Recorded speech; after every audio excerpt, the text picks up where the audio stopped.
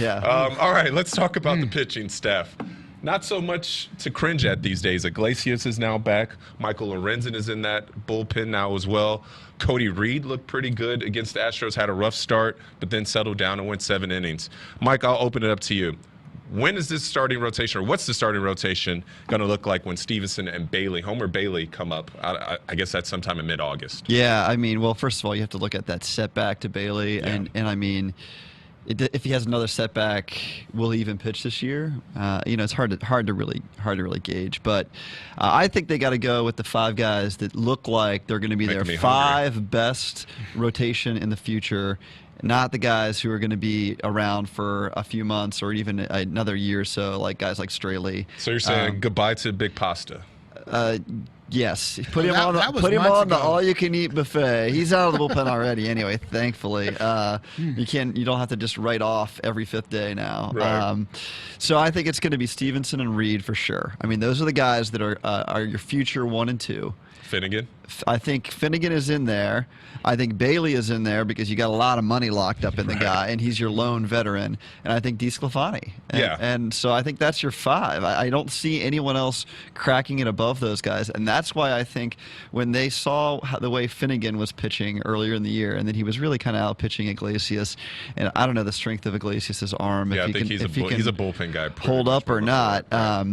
So I think that's when they were like, you know what, Lorenzen, we're going to put him in the bullpen, and we're going to put Iglesias in the bullpen when they come back, and we'll see what they can do. I mean, you put Lorenzen in the bullpen, when he's only throwing 1 inning, he can top out at 98 to 100 miles per hour. I mean, that's a guy you want closing your games. So you like Lorenzen as the closer over Iglesias, who, to me, I like Lorenzen's stuff. Yeah.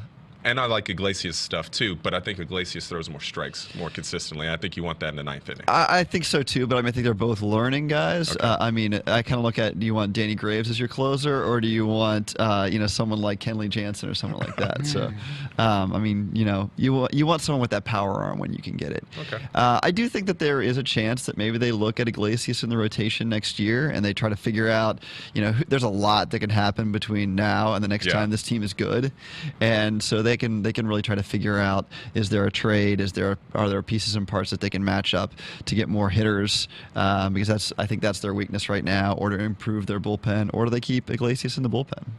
The beauty. Oh, go ahead, Sad. You were about to say something. Yeah, I mean, I think this whole Homer thing, it's been kind of crazy, and setback after setback. It's really, as a fan, you get pretty disappointed. But I look at Straley. Hey, he's come up and he's done pretty good. So if Homer doesn't get back, I'm all right with seeing Straley do some work here. I'm really surprised you guys aren't talking more about Cody Reed. We've been waiting to see him literally since day 1 of this season. He comes up, and Astros, while they've struggled, are a really dangerous lineup. Yep.